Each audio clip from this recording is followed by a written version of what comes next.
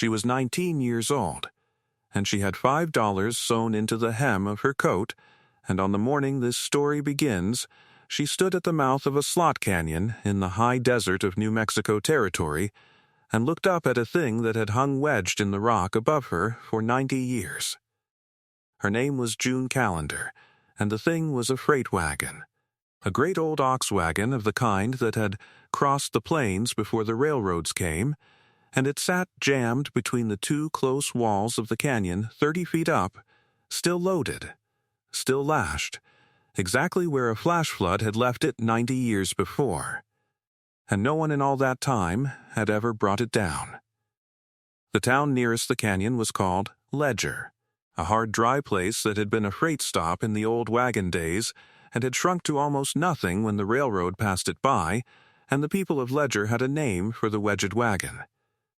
They called it the widow's wagon, though no one living could rightly say why, only that the name had come down to them, and that it was bad luck, and that a person of sense left it alone.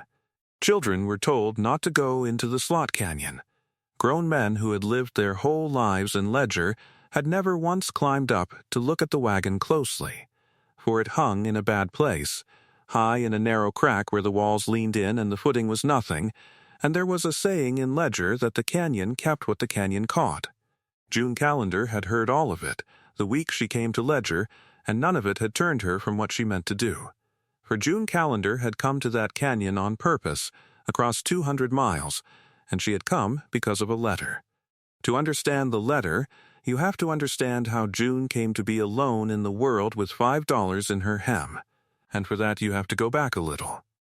June had been raised in a river town in Missouri by her grandmother, an old, sharp, upright woman named Delia Callender, for June's own parents had died when she was small, and she had no memory of them worth the name. Delia Callender had been a hard woman to be raised by, but a just one, and she had taught June to read and to cipher and to keep her word. And she had kept, all June's growing-up years, a locked cedar box on the high shelf of her bedroom that June was never allowed to touch. It had been the one mystery of June's childhood. That box. She had wondered about it the way children wonder about a locked thing, inventing for it treasures and secrets, and her grandmother had never once opened it in her sight, nor answered a single question about it, but had only said, when June grew bold enough to ask, that it held a thing that was not yet June's to know, and that a body should not go rooting after knowledge before its time. For knowledge came when a person was ready to carry it, and not before. June had learned, being raised by such a woman, a patience that most children are never taught, and she had left the box alone, though she never stopped wondering. And when at last it came to her, it was heavier in her hands than a small cedar box had any right to be.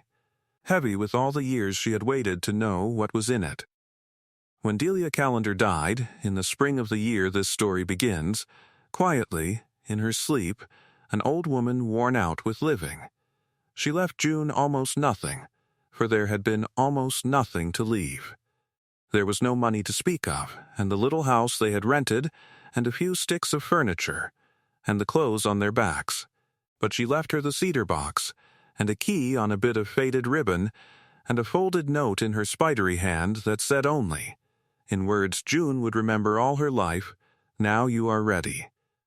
What is in this box is yours and your blood's. Keep your word as I have kept mine." And when June unlocked the box, in the empty house, the evening of the day she buried the only mother she had ever known, she found inside it the letter. The letter was old. It was 90 years old, near enough, written in a faded hand on paper gone soft as cloth, and it had been folded and refolded and carried a long way before it ever came to rest in Delia Callender's cedar box.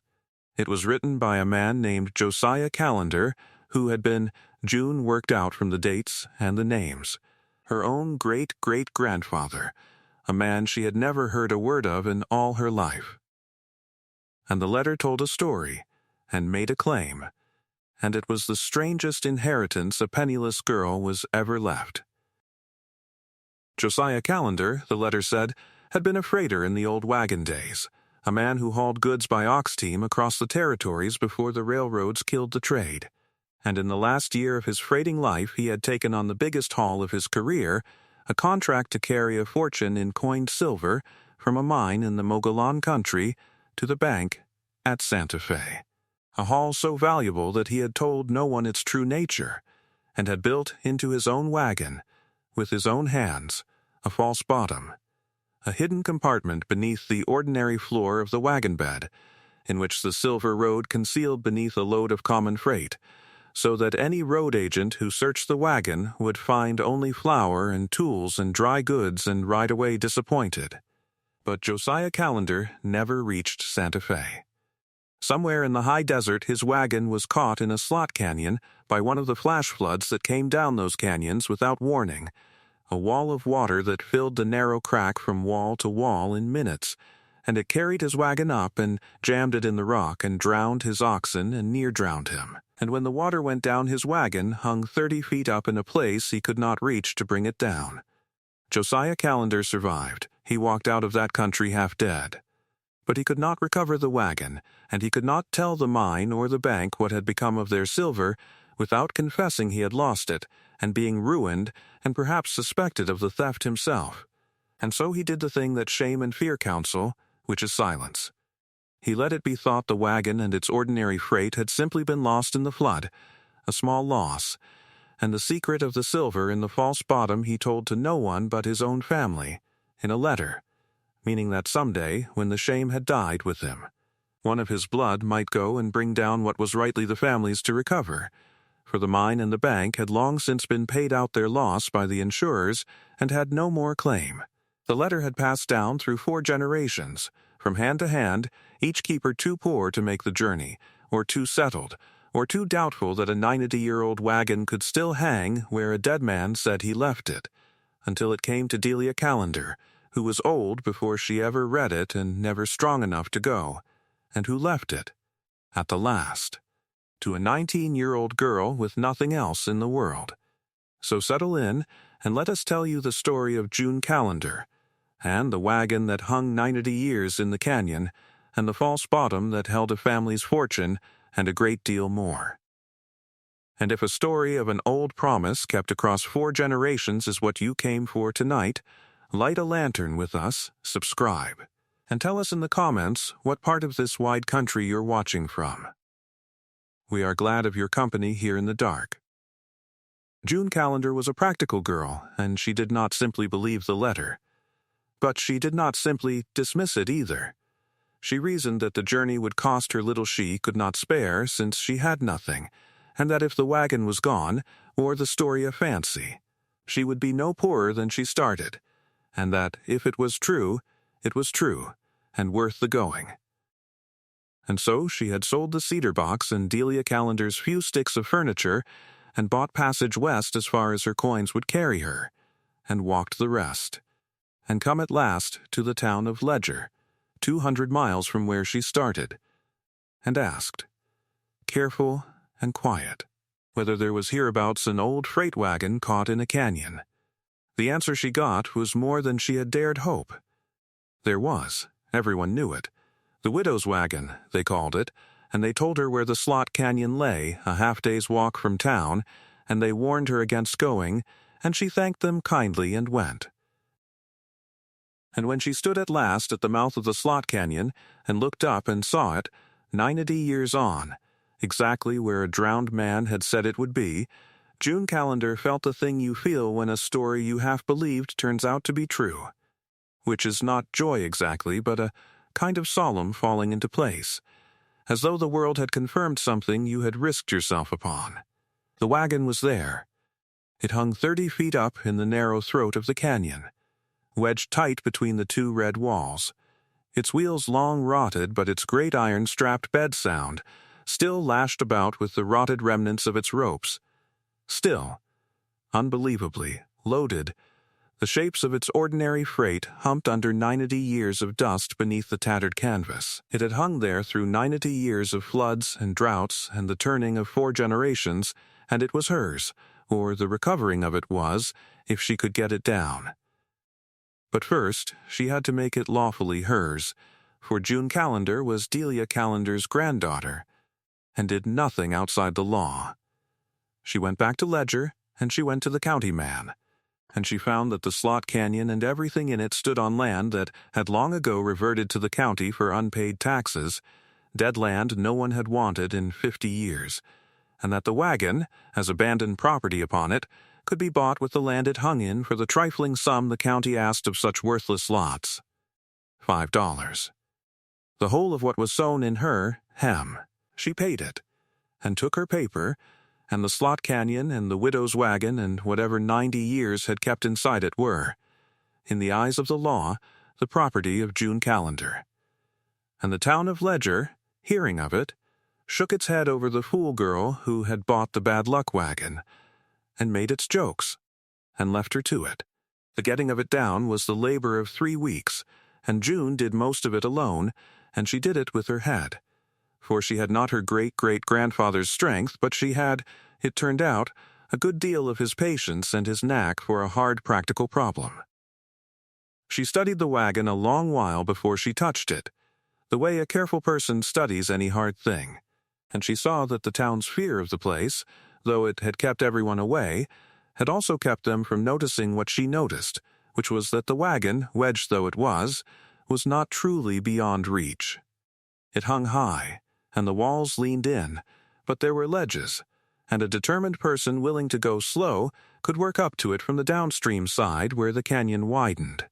And once up level with the wagon, the problem became not one of reaching it, but of bringing it down without bringing it down all at once in a killing fall. For June had understood, from studying the wagon, that she must not simply pry it loose. If she freed it from the rock that held it, 30 feet of nothing waited beneath, and the wagon and its load, and quite possibly June herself, would go down into it.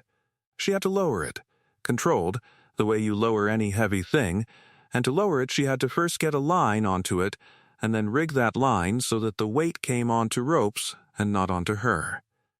She was not a rigger by training, but she was a freighter's blood, and there was in the town of Ledger an old man, the last of the old wagon days, a retired teamster named Hollis Pruitt, who was near 90 himself, and sat most days on the porch of the town's one store, and June Calendar, who had been raised to respect the old and to know that the old carry knowledge the young have lost, went and sat with Hollis Pruitt and asked him, plainly, how a body would bring down a loaded wagon wedged in a canyon. The old man did not answer her at first. He looked at her a long moment out of eyes gone pale with age, and then he asked her which wagon, though there was only one he could have meant, and when she said the one in the slot canyon, the widow's wagon, something moved in his old face, some old grief or old memory, and he was quiet a while. Then he told her that his own grandfather had known the man whose wagon that was, had known Josiah Calendar in the last wagon days, and that the story in Ledger of the widow's wagon was a broken-down piece of a true thing, the way town stories are, and that he had wondered all his long life whether anyone would ever go up after it. He had never gone himself. In his strong years he had thought of it, but there had been no profit in an empty freight wagon, or so the town believed. And a man does not risk his neck for a bad luck tale. He had let it be, as everyone had let it be. And now he was old and could not climb, and here was a slip of a girl asking him how it was done.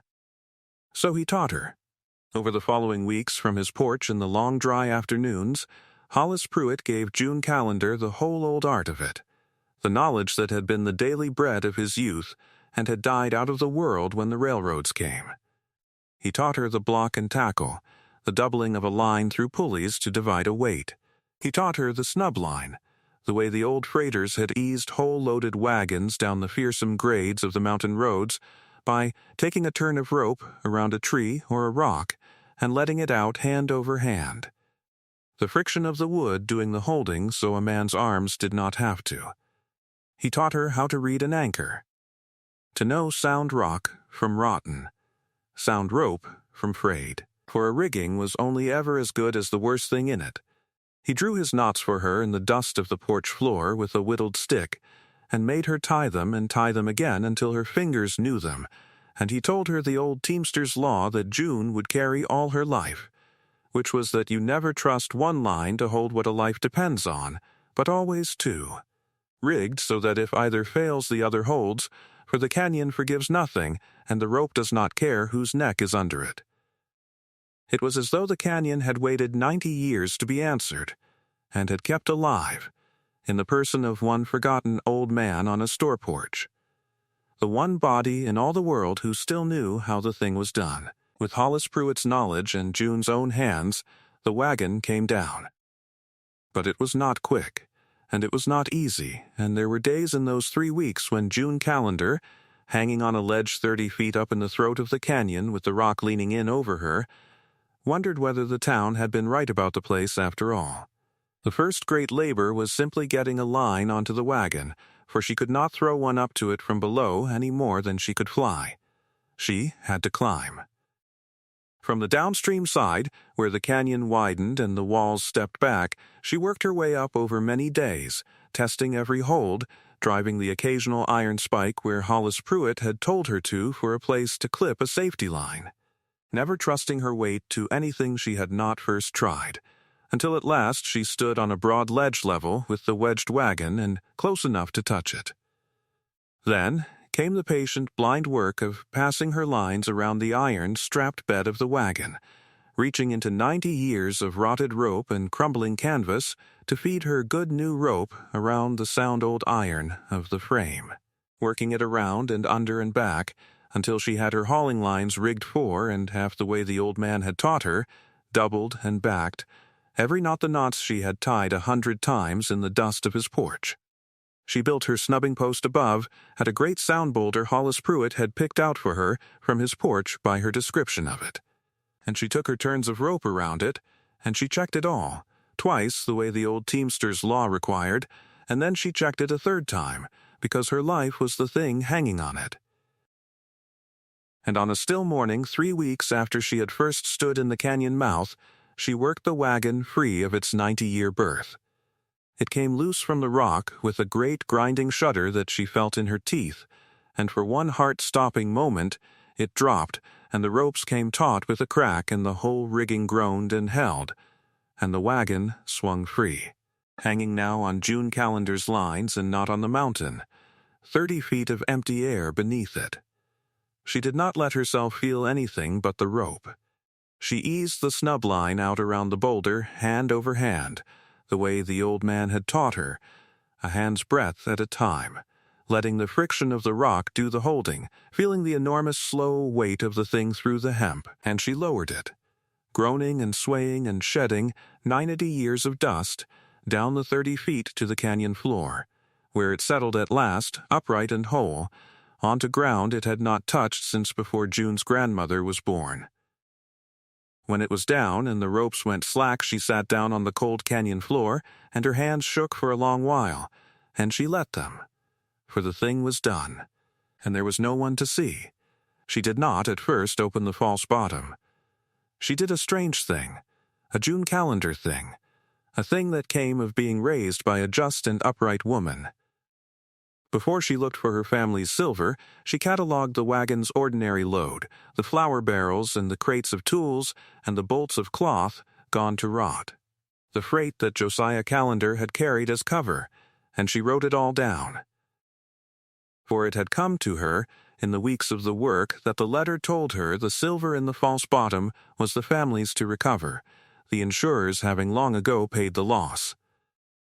But she wanted, before she took anything, to be sure of the law of it, and the right of it, and to have an honest account of everything the wagon held, so that no one could ever say June Callender had come like a thief in the night to an old wreck and made off with what was not hers.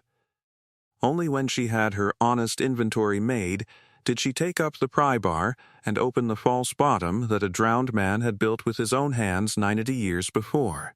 She found it just where the letter said it would be, though a person who did not know to look would never have found it at all, for Josiah Callender had been a master of his craft and had built his hidden compartment so cunningly into the structure of the wagon bed that the false floor looked in every way like the true one, the seams hidden under the iron straps. The whole of it fitted so close that 90 years had not betrayed it. June had to read the letter twice more, and study the wagon bed a long while, and measure the depth of it against the height of it from below, before she found the trick of the thing, a place where two boards that seemed nailed fast would lift together if you knew where to pry. Her great-great-grandfather's hands had made this, she thought, as she worked the bar in. A drowned man, 90 years dead, a man she would never know, had knelt in this wagon bed and built this hiding place with care and skill against a day he never lived to see, and now his blood knelt in the same wagon bed and undid what he had done, and the 90 years between them closed up like water closing over a stone. The false floor came up. It was there. Beneath the rotted ordinary floor of the wagon bed, in the hidden compartment Josiah Calendar had built, wrapped in oiled hide gone black and stiff with age, but sound, lay the coined silver, bar upon bar and bag upon bag of it, a fortune in old territorial mint. Exactly as the letter had said, ridden hidden into a canyon 90 years before, and kept by the dry desert air as bright almost as the day it was struck. June Calendar sat in the canyon with her family's recovered fortune around her, and she thought of the 4 generations of poor Calendars who had carried a letter they could not act upon, and of her grandmother who had died before she could come, and of the drowned man who had built the false bottom and walked out of that country half dead and kept his shameful secret to the grave. It was a great deal of money. It would change her life. But June Calendar, being who she was, did not stop with the silver, because there was one more thing in the false bottom, and it was that thing, in the end, that made this more than a story about a girl who got rich.